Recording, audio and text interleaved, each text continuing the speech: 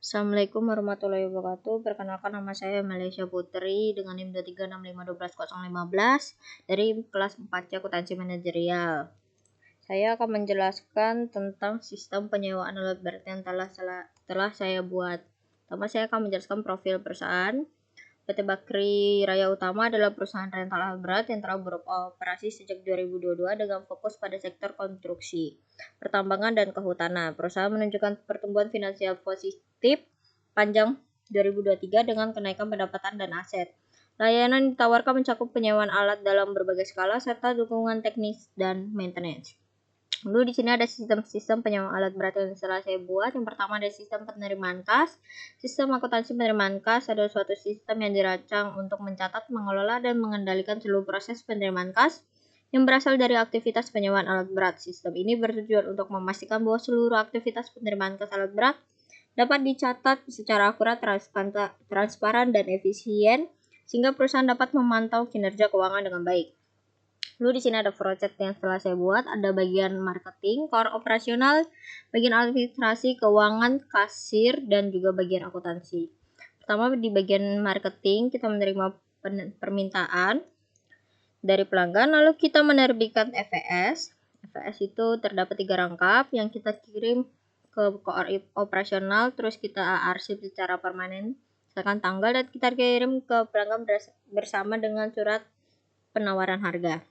Lalu kita ke bagian core operasional. FVS tersebut setelah menerima FVS kita mengecek stok unit, memberitahu laporan stok unit, kemudian kita mengirimkan lagi proses ke bagian marketing.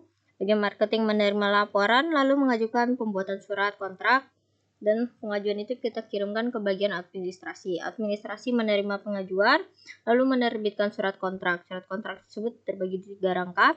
Yang pertama kita arsip secara permanen berdasarkan tanggal, yang kedua kita kirim ke pelanggan, dan yang ketiga kita kirimkan ke bagian keuangan. Bagian keuangan menerima dokumen tersebut, terus menerbitkan invoice, terus invoice kita kirimkan ke pelanggan dan dikirimkan ke bagian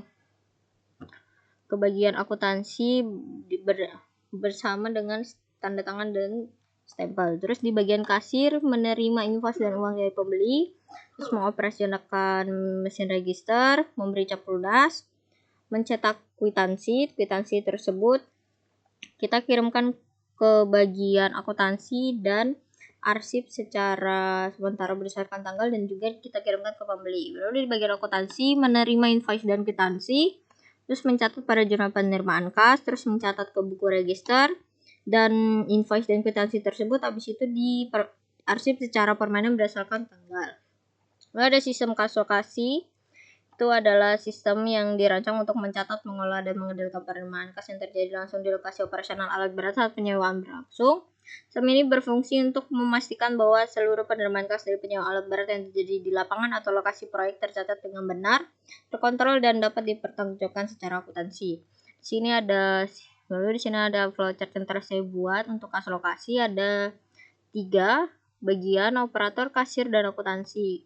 Di bagian operator kita operator mengajukan PUKL atau penerimaan uang muka kas lokasi. Terus PUKL tersebut kita arsipkan secara permanen berdasarkan tanggal, kita kirimkan ke bagian kasir, dan juga kita kirimkan ke bagian akuntansi.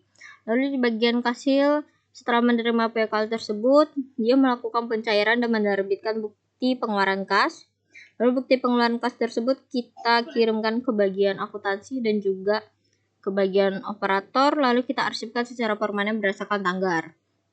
Lalu bagian operator menerima BPK dari kasir, dan BPK tersebut kita arsipkan secara permanen berdasarkan tanggal. Lalu operator menggunakan dana untuk kebutuhan dan bagian faktur.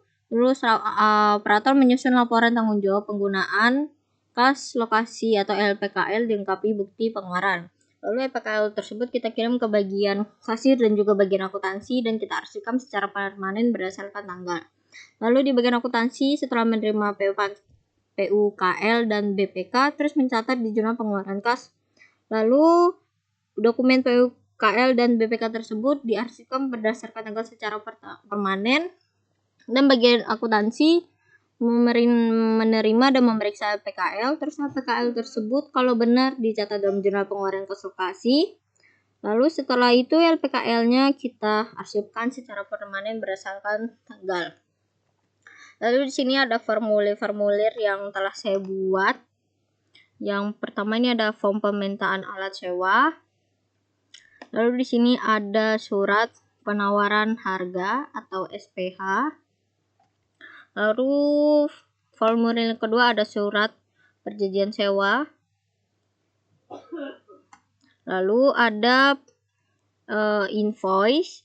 Kemudian ada permintaan uang muka kas lokasi atau PUKL. Kemudian ada bukti pengeluaran kas, permintaan uang muka kas lokasi. Lalu yang ketiga itu ada jurnal penyewaan alat berat yang telah saya buat di sini ada jurnal penerimaan kas. Lalu laporan penyewaan alat berat yang saya buat itu ada laporan pertanggungjawaban penggunaan kas lokasi. Itu sekian dari saya. Wassalamualaikum warahmatullahi wabarakatuh.